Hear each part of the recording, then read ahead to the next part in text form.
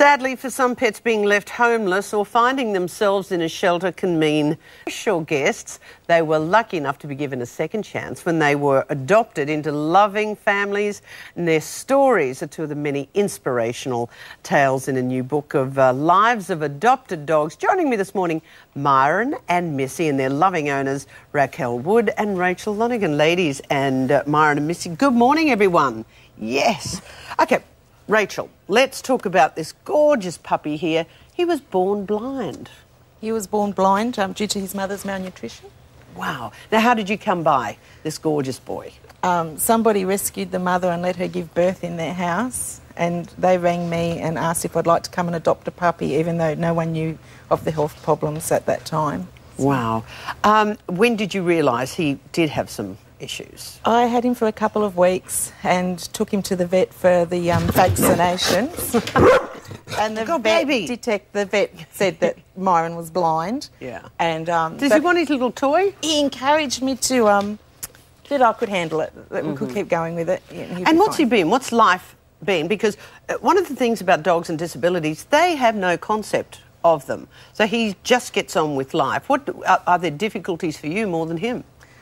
I worry about it more than he does. He's got no problems. He's up and down the stairs fine, catches his tennis ball, works with a frisbee, visits the elderly and visits schools, and he's very confident. He doesn't know he's got a problem. Indeed, and runs around, has a good time. Now, we heard a little bark there, so I guess his senses in terms of hearing, dogs got great hearing anyway, that must be accentuated. Yes, and he's in a new environment. Yeah. And it must be, the only difficulty would be taking him to new environments, is that it?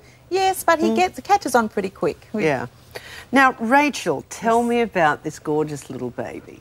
So Missy's a 10-year-old Cavalier, and she spent the first 8 years of her life as a puppy mill mother. So intensive breeding of dogs, and had many, many puppies. And I found her, I was recovering from breast cancer, and I found Missy on the Pet Rescue website and had no intention of getting a dog, and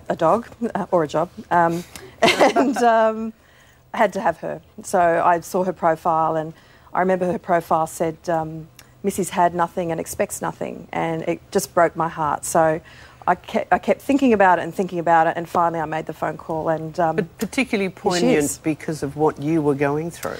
Yeah, well, I think because of the recovery process that I was going through, I had a bit of time, and I certainly needed a bit more, probably, encouragement to get out and about and, you know, get back to life. So, and Missy certainly gave me that. How so? Well, I think because she needed a lot of rehabilitation. So we kind of had a parallel path as far as rehabilitation was concerned. So she needed to learn how to walk. She had never been on a walk before, had never stood on grass before. Isn't it disgraceful when you think, hey, Bubs, what's happening? Myron, what's going on, mate? He says, well, I don't know where I am. I'm sick of this, Mum. It is disgraceful when you think of the whole puppy farm issue. She, in her puppy farm for the first 8 years, she was constantly pregnant, churning out puppies, just never been on grass, never had any love and attention. No, and she'd been neglected dreadfully, so she had a lot of physical problems to overcome, but she also had a lot of mental issues to overcome. So she was terrified of everybody and everything, and fast forward to now, her favourite thing is coming with me out for a coffee and seeing friends and that kind of thing. So she has learned to live a life. So, yes. I mean, there's something really important. Now, you're talking about adopted dogs, and there's some really heartwarming stories here. But, I mean, it's important when people want to get a dog, they have to consider puppy farms, know where your animal is coming from, and seriously consider it. What would be your advice, ladies? Oh, please, go to a shelter. Go and rescue someone that's waiting, that's going to be relying on you. But sometimes people go, oh, the behaviour's set.